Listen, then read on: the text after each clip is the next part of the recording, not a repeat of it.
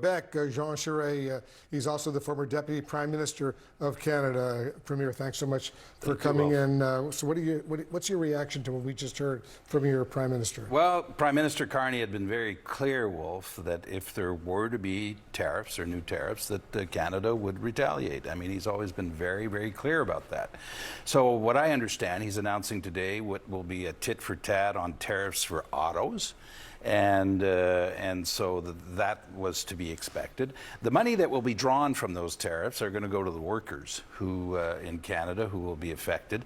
And the automotive industry, our expectation is that the automotive industry throughout all of North America, Mexico will have a very big impact. So what U.S. exports to Canada will be affected, will become more expensive? Well, he's going to announce that today. I didn't see the last list, so I couldn't really tell you what will be in there. But of course, like everyone else, we're seeking to, and by the way, everyone's aware, we hurt ourselves as we do this. The tariffs hurt us. We do counter tariffs. It hurts us also. We're in the world of very bad choices, and we're looking at products for which there are Canadian substitutes or substitutes from other countries than the United States. So it may be in the agri-food area, but we're going to do everything we can to protect our consumers. So American farmers are going to be impacted big time because they export a lot of stuff to Canada, but you're saying it's now going to be much more expensive. And we're one of the biggest clients. And you know, the relationship with Canadian farmers, American farmers, is that we sell potash, which is absolutely essential to the farming community in the United States in the spring and the fall. And we supply 80% of it, Wolf. And we don't get it. We don't understand why the administration puts a 10% tariff on potash that hurts American farmers. I mean, it doesn't make sense to us. Same thing for energy. We live in a global energy market. We supply 60% of all the foreign oil, gas sold to the United States comes from Canada. And we sell it at a discount relative to the rest of the market. And there's a 10% tariff on energy. You produce 13 million barrels a day. You consume 20 million. We sell about 4 or 5 million barrels a day.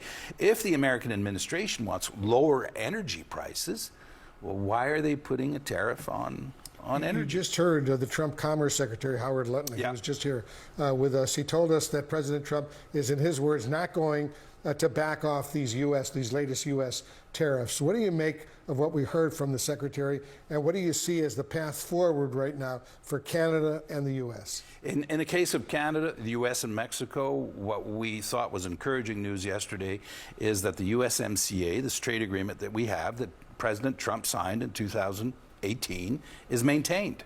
And for us, that's significant because it means that we can give a framework to the economic relationship and avoid what we've been experiencing since the election, day-to-day announcements about tariffs that may or may not happen. By the way, microchips, pharmaceutical products are now on the docket and to come. So the maintenance of the USMCA is a major move for us. It's very important. It's good news. It means, and we will negotiate in good faith, and recognizing that both countries have greatly benefited from our trade relationship, actually. And we live in a world, by the way, let's take autos. We live in a world where no single product is made in one country. It doesn't exist anymore. Whether it's autos or any other product, I mean, that world is gone. So in the automotive industry, parts can go back and forth between the border 5 or 6 times before they're finally assembled in an auto plant. It's so true, Wolf, that I think we calculated probably 50% of what we export to the United States and Canada comes from the United States. Why would you tariff that? We're seeing markets, not only here in the United States, but around the world, I assume in Canada as well, fall right now in the wake of these latest Trump tariff announcements. How concerned are you that potentially, God forbid, we could all be facing not just a domestic recession, but a global recession? Well, and when you strip away all the rhetoric and the speeches around all of this, we cannot defy the laws of gravity, too long. And it's pretty simple. Increase cost, increase inflation, increase interest rates, and you're going to get a slowdown in the economy. And we are concerned that there will be a recession. We believe the probability of that is very high, and it not only in the United States but in the world. If the United States go into a recession, So will Canada. And so in that respect, sadly, and all of this was unnecessary. We didn't have to go there. And you know, the view of Canadians, we have a lot of respect for President Trump. He's elected, he's the president, he has an agenda, we want to work with him. And one of the challenges is he has a growth agenda, reducing taxes, deregulating, reducing the size of government, and the tariffs are a direct contradiction to his growth agenda. It doesn't work. And so we want to work with the Americans and our friends and allies to make the right choices, and hopefully that'll happen in the next few months. As you probably know, Canadians are canceling a lot of their travel plans to the United States. They're ditching American-made products, and actually, and this was pretty shocking to me, booing the American national anthem at various sporting events, especially hockey games. Are we looking at a permanent change in the relationship, the long-standing, wonderful relationship between the United States and Canada? Canadians we are very lucky, American and Canadians, to be born in this neighborhood of the world. American neighbors are friends, they're allies, and we appreciate them, and we differentiate between political leaders and who are our neighbors. And one of our challenges as we move ahead, both on the American side and our side, is to differentiate between the leaders and the people, for whom there is just a fantastic relationship, and that will continue. So Canadians do, by the way, they did feel, I think, hurt on these certain comments that were made, and they felt destabilized by these comments, and that's why they're reacting the way they do. But at the end of the day, is there a better place in the world to live, actually, than in Canada, between the United States and Canada? I don't think so, Wolf. That's the way we see it. Yeah, it was so awful. You heard when they were booing the American national anthem.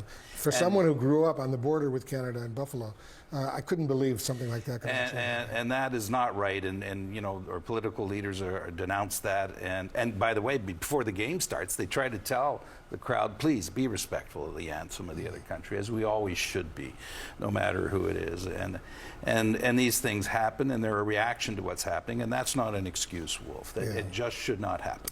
I hope it doesn't happen, because I know that in Buffalo, when the Buffalo Sabres play hockey, they always play not just the U.S. national anthem, but they also play "O Canada." Yes. And it's always very respectful. So many of the players, of course, hockey players, are from Canada, and it's the right thing to do. And they're Canadians, and we like to go to Buffalo and win. we like to win in Buffalo as well.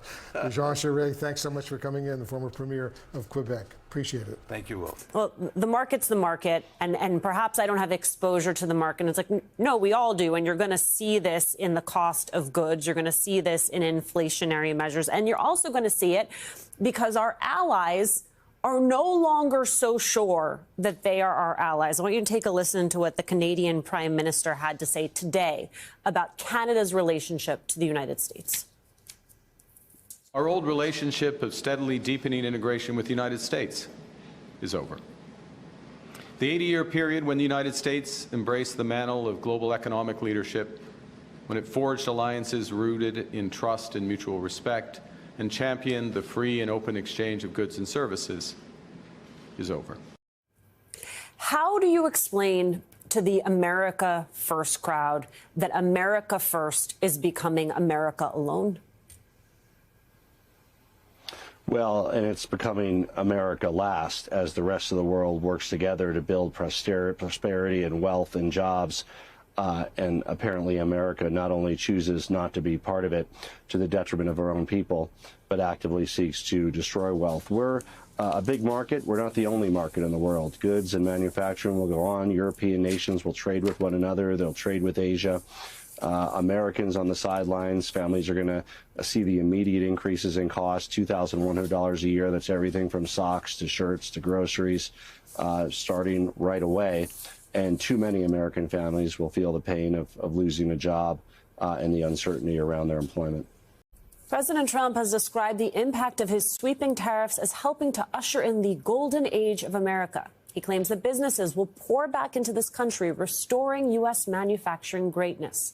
But as political economics correspondent Victoria Guida describes it, there is a fatal flaw in Trump's tariff plan. And that flaw is Donald Trump himself. You see, for companies to invest in manufacturing in this country, they would need clarity of what is to come, because making those decisions requires understanding the relative costs of doing it versus not doing it. And Trump is far too unpredictable to allow for that kind of calculation. There are still far too many unknowns. In other words, if you are a manufacturer, why would you make a long-term investment in the United States when Trump could wake up tomorrow and change his mind about any of this? Joining us now, Tim O'Brien, Senior Executive Editor of Bloomberg Opinion and MSNBC political analyst, and former Undersecretary of State Rick Stengel. It is good to see you both. All right, I took calculus in high school.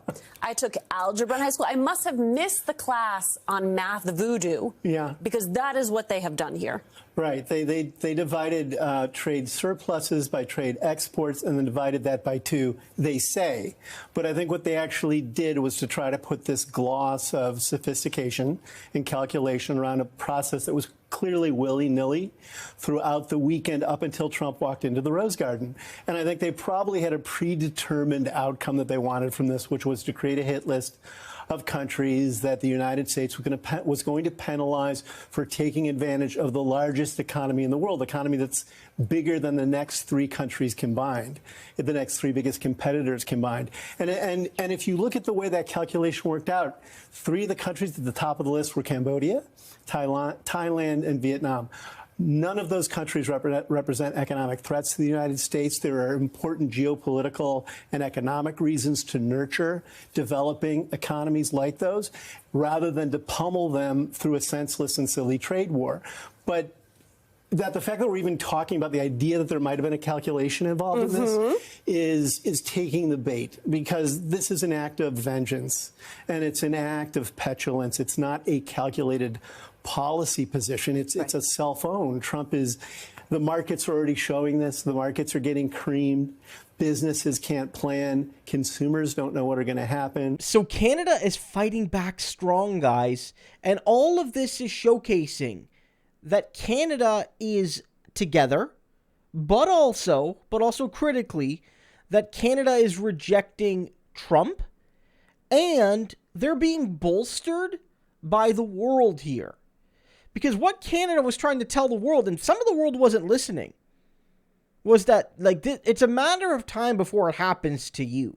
Like, yeah, you might not get the 51st state talk like Canada has because of the proximity. I doubt Trump is going to make the 52nd state remarks about Uganda or whatever, or any country he's planned on tariffing and has hit them with tariffs. But, like, eventually this is going to come for you. Whether you're an adversary of the United States, whether you're a friend, whether you have lots of trade with them or just a little bit of trade, whether you are very close to the United States or very, very far away, it doesn't matter. Because this is all part of Trump's vanity project and his insane, ramblings of an old deranged man.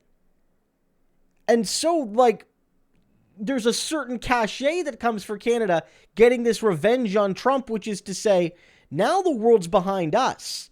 Because us and Mexico together were the first victims of Trump in this new regime. When he got elected again, even before he took office, he started attacking Canada and Mexico. You could throw Greenland in as well, and Panama.